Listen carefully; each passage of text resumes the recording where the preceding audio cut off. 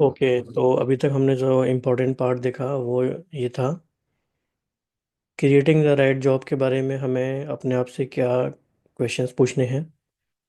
तो पहली बात है, does my job tap into my intrinsic motivations.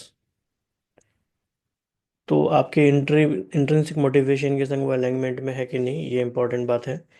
Does my job give me a reasonable amount of autonomy. बहुत important बात है, freedom to take decisions.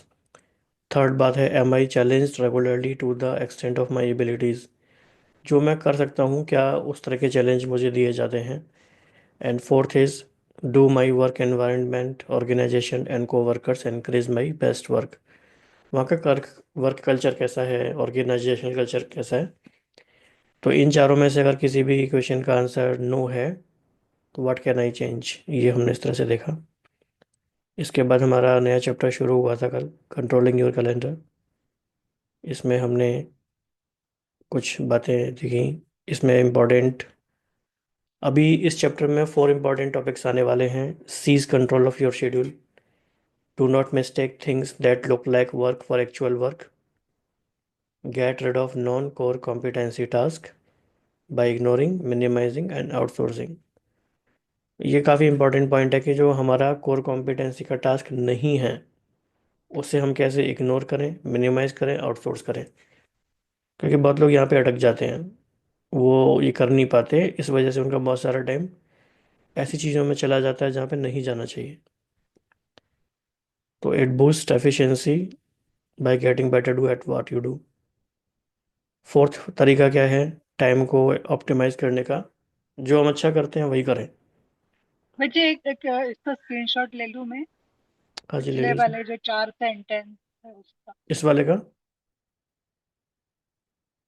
Fees control वाले का ले लेती हूँ। Okay.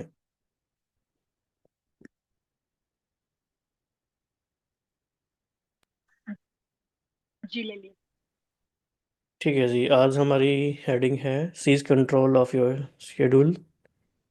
Here is a question you may not have asked yourself recently. What do you want to do during your work day.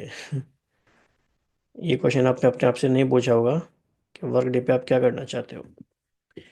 Part of being effective during the hours you choose to work is developing the discipline to spend real time on what is important, even if other things, including frequently your own bad habits, try to show you off course.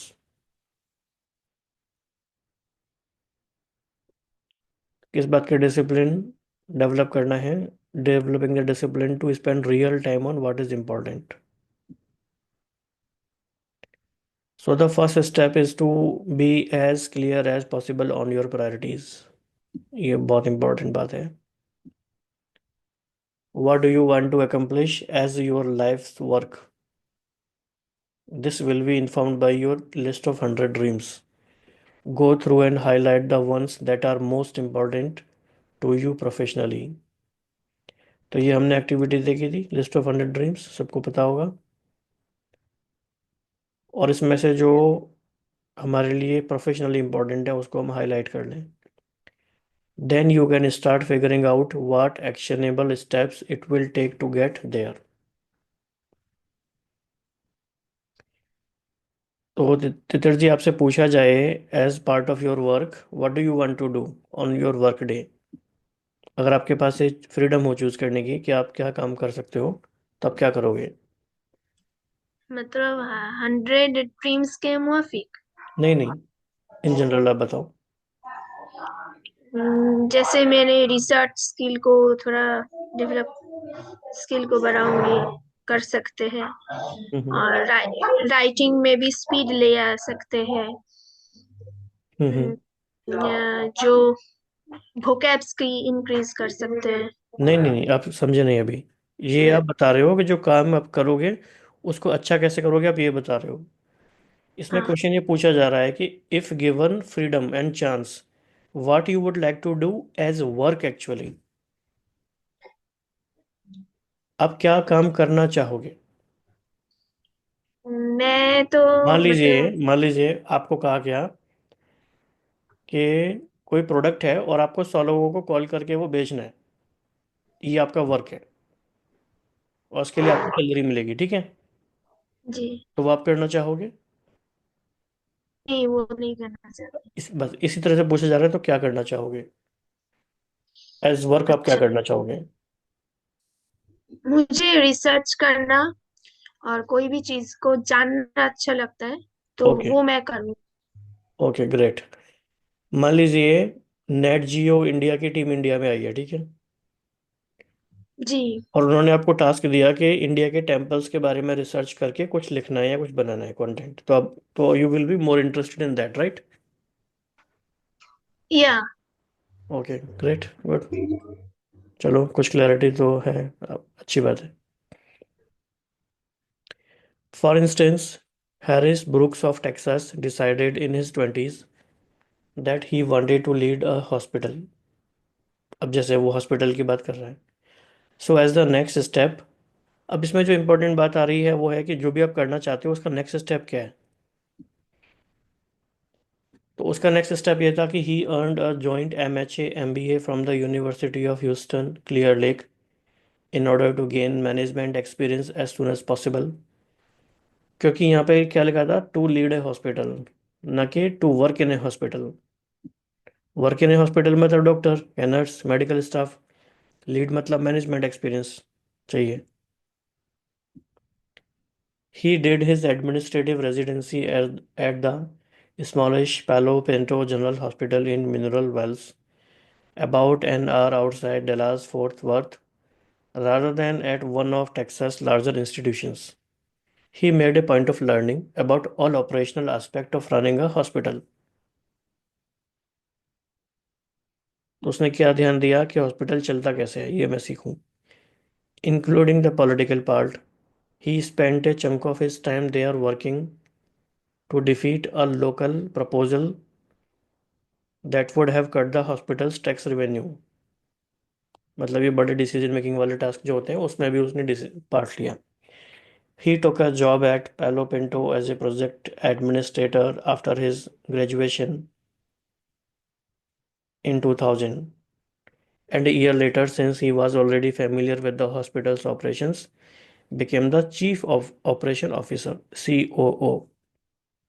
Having achieved that position, he started taking on projects that would give him the leadership track record he would need to be considered for CEO jobs in the next 5 to 10 years, such as obtaining 7 figures in grants for the hospital and overseeing an $8 million construction project that was finished on time and just 0.5% over budget. With that kind of track record, when the previous CEO left in early 2007, the hospital board decided not to do a board search. Brooks could step in as CEO around age 35. There was obviously still some element of chance and timing in all this. We will talk about more. We will talk more about the anatomy of career breakthrough in chapter 5, but his next steps led particularly to his goal. क्या बात है?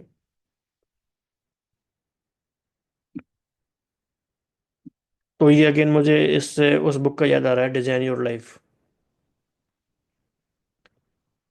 कि कैसे हम ऐसे छोटे छोटे experiment करके और प्रोएक्टिव होके अपना करियर डिजाइन कर सकते हैं। से ठीक है ना, समझ में आ रहा है?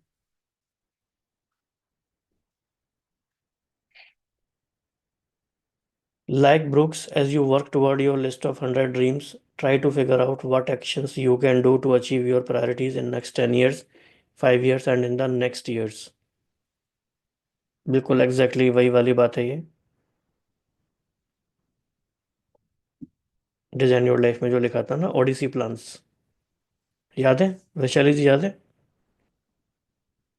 भाई जी को खाली वर्ड याद है मुझे, ओडीसी प्लान, बाकी कुछ याद नहीं है मुझे। Okay. Devotees of David Allen's Getting Things Done system use an airplane image, as in 50,000 feet or 30,000 feet priorities, to think about the same concept. इन्होंने देखो डेविड एलन का नाम तो ले लिया, तो डेविड एलन ने भी मतलब सेम कॉन्सेप्ट ही कई सारे ऑथर यूज़ करते हैं।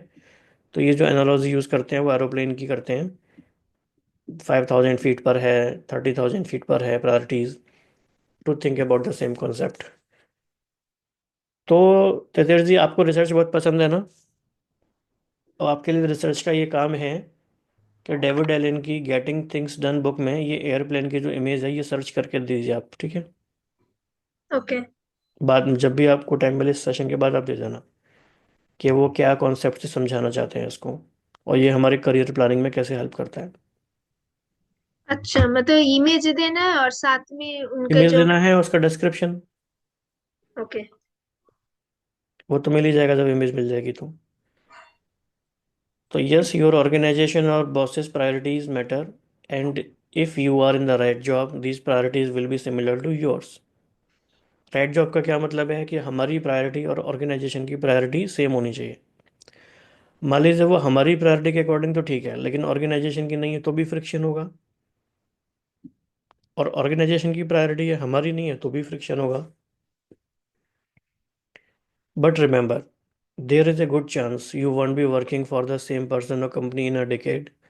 We have projects now, not jobs. ये बड़ी इंटरेस्टिंग बात है।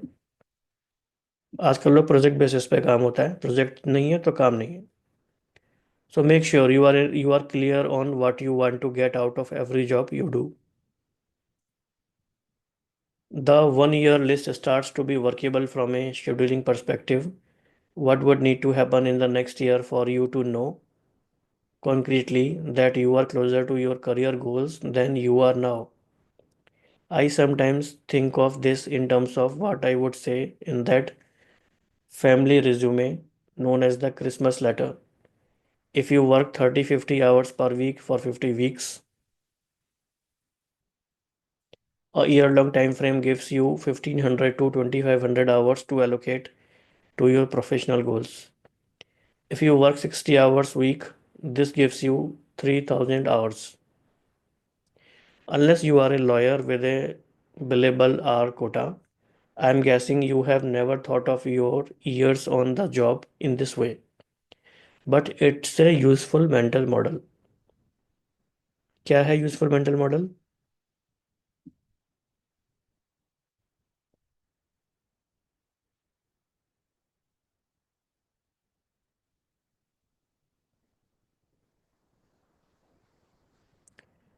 हाँ जी, यूजफुल मेंटल मॉडल क्या है?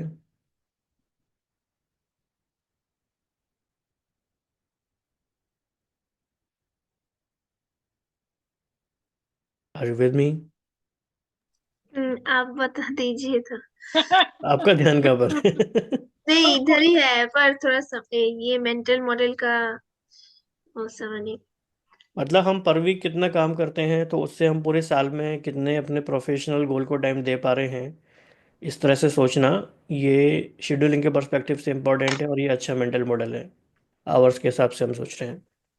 मतलब तो उसके पहले वाला if you work 60 hours per week, ऐसे वाला ना भाई, दिस हाँ जी, हाँ गिव्स जी। यू 3000।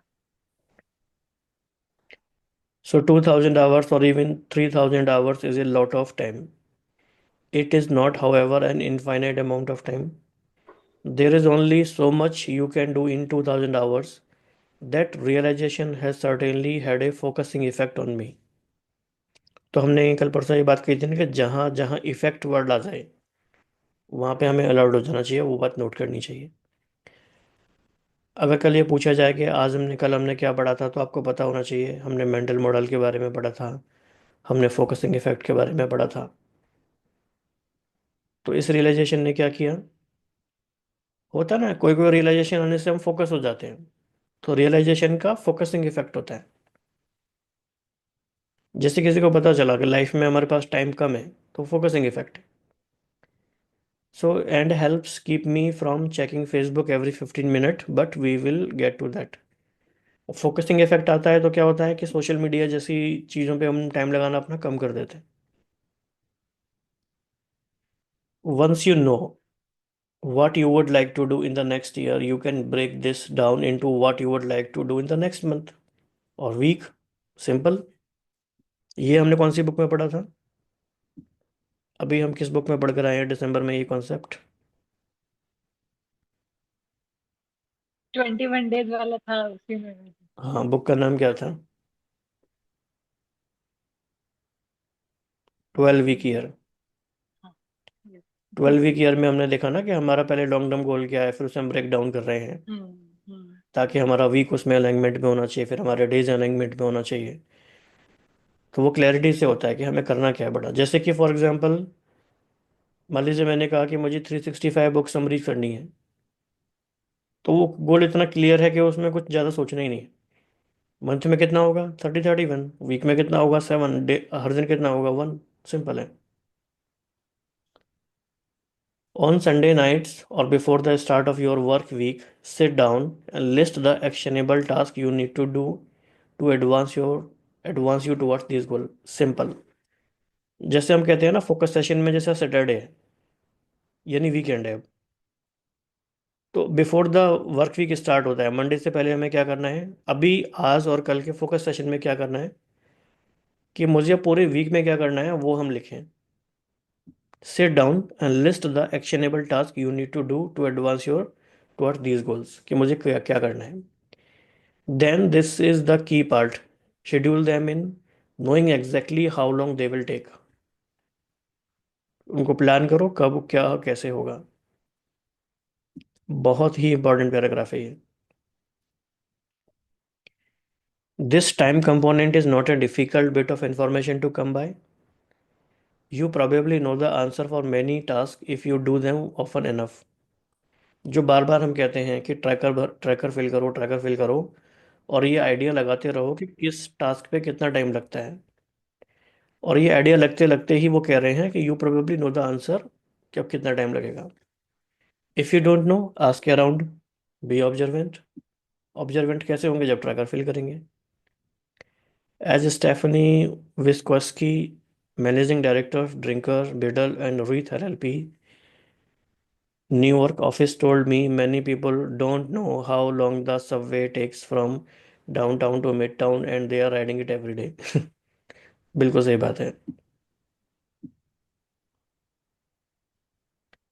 तो क्या इस लाइन को पढ़ने से क्या समझ में आ रहा है, क्या रियलाइजेशन हो रही है। हम रोज आई एक ही वांट टू काम सी योर कर रहे हैं। Faces now. हम रोज एक ही काम कर रहे हैं, फिर भी हमको पता नहीं है कि उसको कितना टाइम लगता है। हाँ, डाउनटाउन टू मिड टाउन वो जा रहे हैं, पर उनको पता नहीं, जैसे कि और ये मुझे सिर्फ कई बार। उसका हाल नहीं है, ये जिंदगी में हम सबका ही हाल है। जो टास्क हम डेली कर रहे हैं हमें पता नहीं, और हम क्या कहते हैं, हम जस्टिफाई भी करते हैं कि ये किससे पता होगा। हर दिन अलग अलग होता है, हर दिन टास्क अलग होता है, बीच में कुछ बातें आ जाती हैं।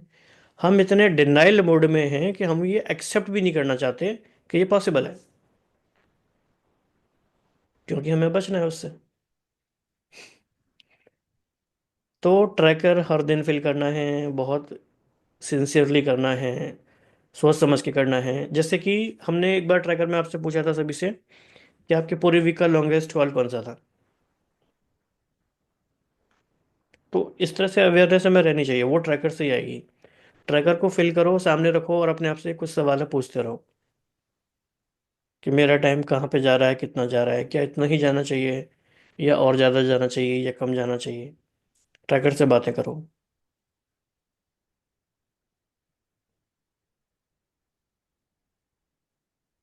This is important.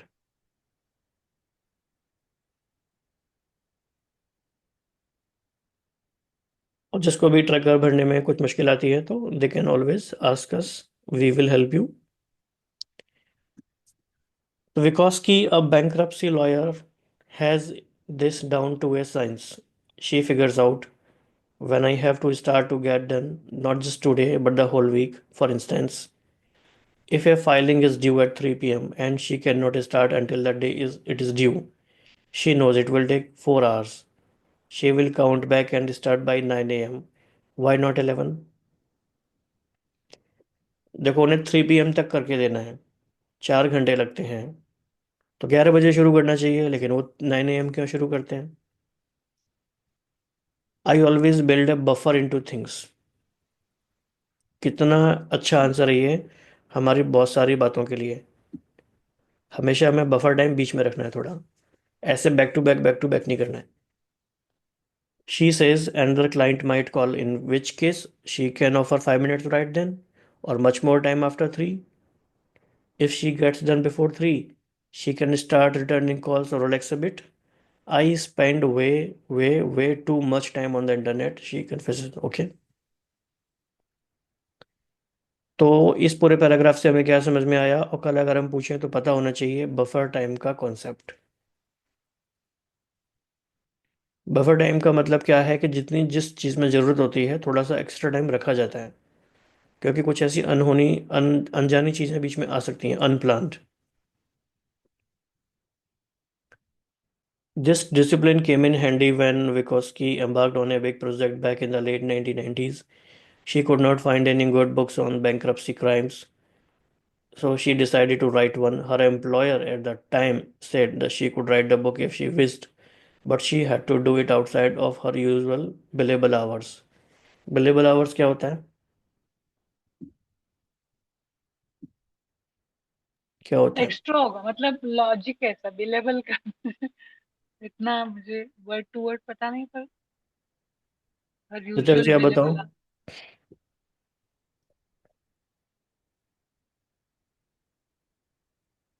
मतलब यूजुअल आवर्स से ज्यादा जो आवर होता है। बिलेबल को टू पार्ट्स में डिवाइड कर सकते हैं हम। जी बाय। क्या क्या हो गया? बिल और एबल।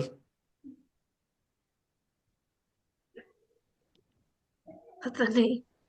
अरे भाई, हाँ, बिल और एबल दो ही होंगे ना, दो ही वर्ड बिल। इकट्ठा हो गया बिलेबल। जैसे एडवोकेट है, कोचेज हैं या डॉक्टर्स हैं या और कंसल्टेंट्स हैं, दे चार्ज आवरली कि 1 आवर का इतना फीस है, तो that is their billable hour, जिसका बिल हो रहा है, अच्छा, बिल बन रहा है, चार्जेबल चार्जेबल। चार्जेबल। तो कोई नया वर्ड नहीं था ये। अच्छा, मतलब एक एक आवर का जितना समय काम किया उतने समय बिल आवर मतलब हो गया हम लोगों का। हाँ, बिलेबल आवर जिस चीज का चार्ज लगता है, चार्ज लग रहा है। Chargeable hour. The prospective publisher wanted the manuscript in 6 to 9 months. She had to figure out how to make this all work. Vygotsky calculated that the book would run about 300 pages with 30 chapters. She thought about how long it usually took her to research and write papers and briefs. Using that figure, she decided that writing the manuscript would take her 1000 to 1200 hours. तो उसने idea लगा लिया कितना time उसको लगेगा. If she planned to do that in the next 9 months, about 38 weeks, that would come out to roughly 30 hours per week. So then she had to look at her weekly calendar and figure out where she could schedule in 30 hours. ये चीज़ हमने एक और बार की थी वैशाली जी, आपको याद आ रहा है नॉवल वाला एग्जांपल ग्रुप कोचिंग सेशन में, कि अगर उसे पूरे मंथ में 50,000 वर्ड्स लिखने हैं तो उसे हर दिन कितना काम हम्म। करना पड़ेगा, याद आ रहा है आपको ये पूरा? हाँ, याद आ रहा है। तो जब तक हम ऐसा नहीं करेंगे तो कभी भी हम टाइम को मैनेज नहीं कर पाएंगे। तो इस तरह से she decided to do 4 hours most week nights and 12 hours or so weekends. इसको हम एक बार और डिस्कस करेंगे ग्रुप कोचिंग में, पूरा एक प्रोजेक्ट लेके, एक हाइपोथेटिकल, कि अगर ये सिचुएशन है तो कैसे आप प्लानिंग करोगे। देखते हैं प्लानिंग में कितने अच्छे हो गए सभी। तो सी ब्लॉक्ड दोज टाइम्स आउट। भाई जो काम करना है वो टाइम ब्लॉक करना पड़ेगा, टाइम ब्लॉकिंग का कॉन्सेप्ट आ गया। It was a growling schedule but it came to pass just like I had visualized. जैसे सोचा था वैसे हो गया। She says, with the finished book, Bankruptcy Crimes, raising her profile within the space and leading to bigger career opportunities later on. तो इसका क्या फ़ायदा हुआ? जब आप एक बुक लिखते हैं, आप अपने आप को एज ए एक्सपर्ट प्रोजेक्ट करते हैं, तो आपको अपॉर्चुनिटीज़ बेटर मिलती हैं। चल रहा है, कुछ समझ में आ रहा है?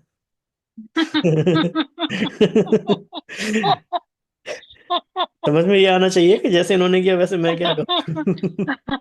Oh my God. So now I'm sure that passionate as Wileski is about her work. At least a few Thursday nights during those months, she came home feeling like kicking up her feet rather than cranking out another 500 words. But here is the true secret of sizing control of schedule. It just does not matter. अच्छा, ये समझ नहीं आया, देखते हैं क्या मतलब है. If you want to use your 168 hours effectively, once you make a commitment to yourself to spend a certain number of hours on a task, keep it. Never miss a deadline. जो कल हमने देखा deadline effect, किस किस की हो गई deadline effect? मेरी हो गई। कमेंट हो गया. हाँ, पहले पहले अभी कमेंट लिख देती हूँ मैं वीडियो देखने से पहले ही। सितेश जी, आपका हो गया? What are you waiting for? मैंने डेडलाइन इफेक्ट के लिए भी डेडलाइन चाहिए. कौन सी? समझ नहीं। डेडलाइन इफेक्ट आर यू कल फॉलोइंग वाला। Daily book summaries? जी। कल का टॉपिक क्या था? देखना, लिखे रखे। कहाँ हो आप? लॉस्ट हो. ये क्रिटिकल वर्ड्स में टास्क है, लॉस्ट ये है। मेन इंपॉर्टेंट टास्क है आपका डेली का करने का, वन बुक समरी का. बहुत गड़बड़ है, बहुत गड़बड़ है. आपका ट्राई कर देखना पड़ेगा अभी. नहीं यार, मेरा ट्रक है ना।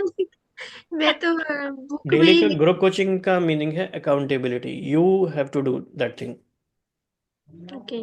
Because you wanted to do it. Okay. और चलो बाद में बात करेंगे. तो never miss a deadline. Record भी मुझे रिकॉर्ड हो रहा है ना। सब कुछ हो रहा है. ऊपर वाला सब मतलब देख रहा है. डेडलाइन किस लिए अच्छा, बोल रहे हैं, ऊपर वो वाला सब देख रहे समझ नहीं पा रहे हैं। मतलब डेडलाइन का जो कौन सी वाली चीज के जी? डेली बुक समरी आती है आपको, एक ये पता है? हाँ, वो कल कल नहीं कल देखे। कौन सी बुक आई थी, उसका नाम क्या था? मतलब मैं अभी नहीं देख पाई, कल थोड़ा इसमें ज्यादा देखने की काम। बात ही नहीं है, ये तो बहुत ग्रुप में जो चीज भेजी गई है वो तो बहुत स्पेसिफिक है ना. हाँ इसका मतलब मतलब आपका अभी फोकस बहुत डाइल्यूट है. हमें बहुत ही हमें इंपॉर्टेंट चीज़ों पे तुरंत नजर जानी चाहिए, क्या चीज़ है, क्या मुझे करना है. उसके अकॉर्डिंग प्लानिंग होती है. मैं ज़्यादा क्या बोलूँ, लेकिन you need to be very very very careful. Okay okay. The way it is happening will lead you nowhere और विल क्रिएट प्रॉब्लम्स.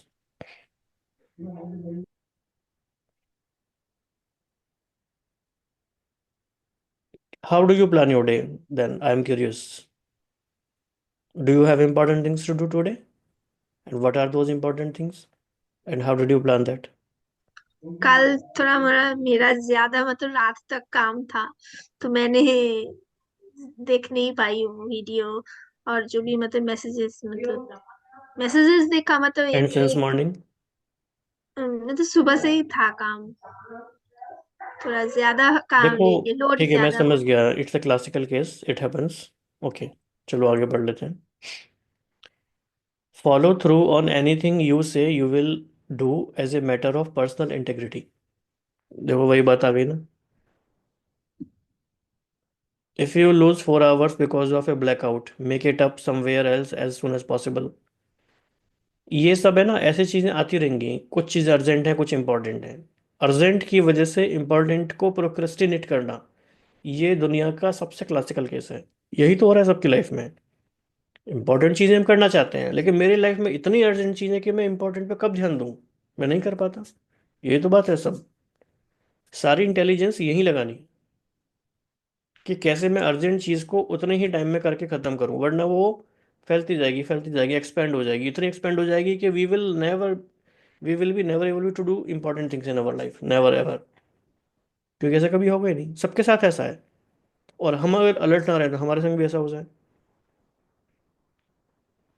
ऐसे समझ लो 20-20 चीजें इधर खड़ी हैं, 20 यहाँ खड़ी हैं, 20 यहाँ खड़ी हैं. सब कह रहे हैं हमें करो, हमें करो, हमें करो, हमें करो. हम कह रहे हैं शांति से मुझे डिसाइड करने दो क्या इंपॉर्टेंट है. ऐसा होता है हर समय. अगर हम अर्जेंट चीज़ों को रिस्पॉन्ड करेंगे तो फिर वो होती रहेगी. If someone else does not turn in their part of a project, proceed without them and find an alternative solution. Vaishali ji, समझ गए आप? जी भाई जी। हम किसी के लिए रुक नहीं सकते ना, हमें आगे बढ़ना है। It does not matter if the party on the other side of the deadline does not care, and it does not matter if you have a good excuse. Many excuses and emergencies are in the broad sense foreseeable. पता ही है ये सब excuses आएंगे ही. Yes, you and your children are going to get sick for a certain number of days per winter. And किसी दिन पानी नहीं आएगा, किसी दिन बिजली नहीं आएगी, किसी दिन सिलेंडर खाली हो जाएगा, ये सब होगा. You have to anticipate them and create buffer time for that. फिर हम ऐसे नहीं कह सकते, हम तो भाई जी करना चाहते थे, हमने तो प्लान भी किया था, आज हमारे यहाँ गेस्ट आ गए. अरे भैया गेस्ट आएंगे, ये भी एंटिसिपेट करो प्लान में. समझ रहे हैं प्लानिंग कैसे बहुत अच्छे तरह से हमें बताया जा रहा है इस बुक में, कि हमारे मन में क्या क्या चलता है और कैसे हम उसको ओवरकम करें, क्योंकि ये दुनिया में सबके साथ ही होता है ऐसा. सो देयर मतलब विल जैसे ऑलवेज. जी. मतलब जैसे पैसे इकट्ठे करके रखते हैं मंथली, जो भी हमारे बजट होते हैं, तो उसमें से ज्यादा एक्स्ट्रा इमरजेंसी के लिए भी रखते हैं, ऐसे ही हमें समय को भी इमरजेंसी की तरह रखना है ज्यादा।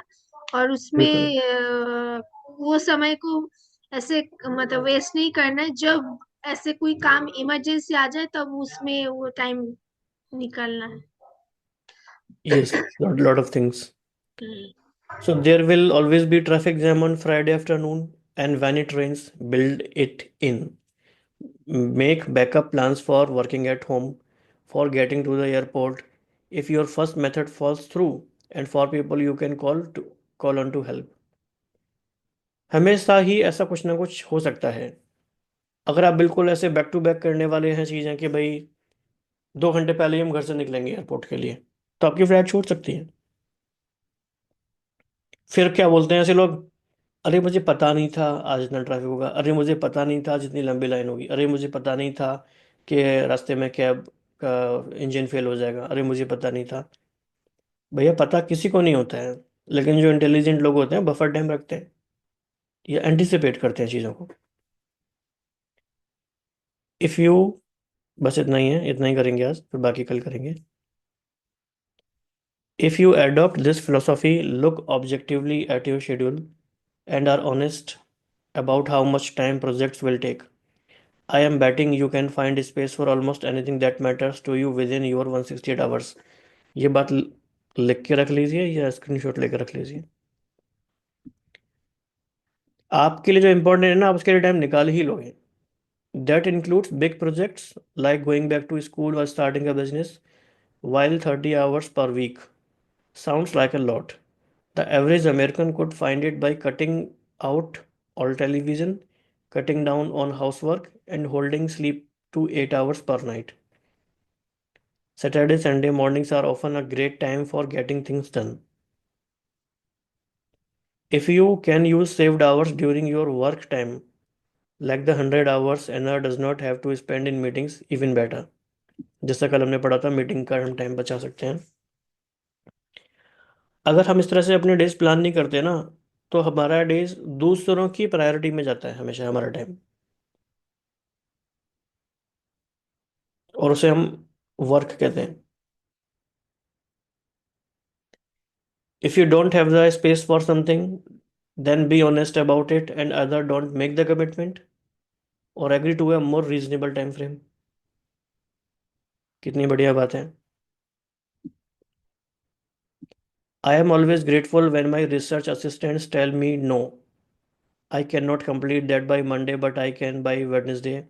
It beats when someone tries to garner points for heroism by saying she will do a project by Saturday and then blows through that commitment.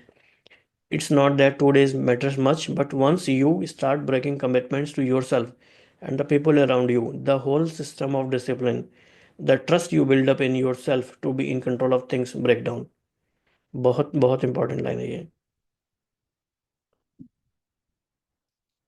क्यों हम हमेशा ही 5 मिनट 10 मिनट लेट होते हैं, और हमेशा ही ऐसे 1-2% क्यों लेट होते हैं, सब क्यों नहीं होते.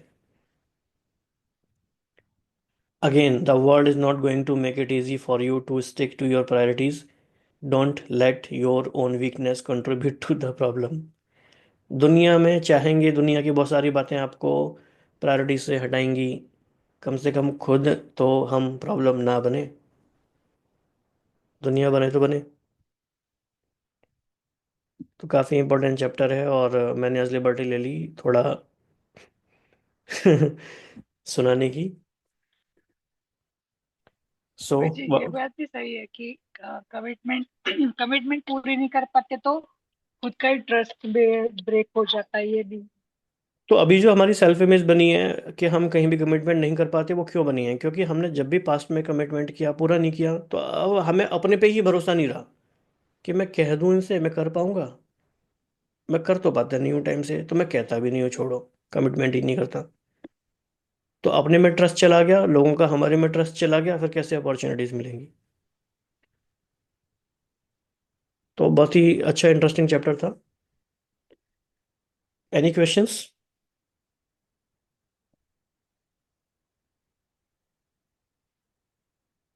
तो अभी हम फिर फोकस सेशन की तरफ चलते हैं। तो आप जो भी करना चाहते हैं आप करने के लिए फ्री हैं वैसे तो। अदरवाइज वीकली प्लानिंग का जो हमारा तरीका है सारा वीकली रिव्यू का, उसमें जाते जाइए। Daily planning daily goals, weekly planning weekly goals, next week का क्या रहने वाला है, और लास्ट वीक का अभी तक कैसा रहा है। तो देन फिर we will meet next in group coaching, तो वी विल डिस्कस कि क्या क्या चीज़ें और हैं, उसके बारे में कुछ क्वेश्चंस पूछेंगे।